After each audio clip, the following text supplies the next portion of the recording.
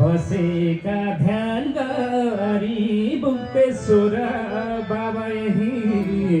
बसेका ध्यान गरी यहाँ आई दर्शन गरे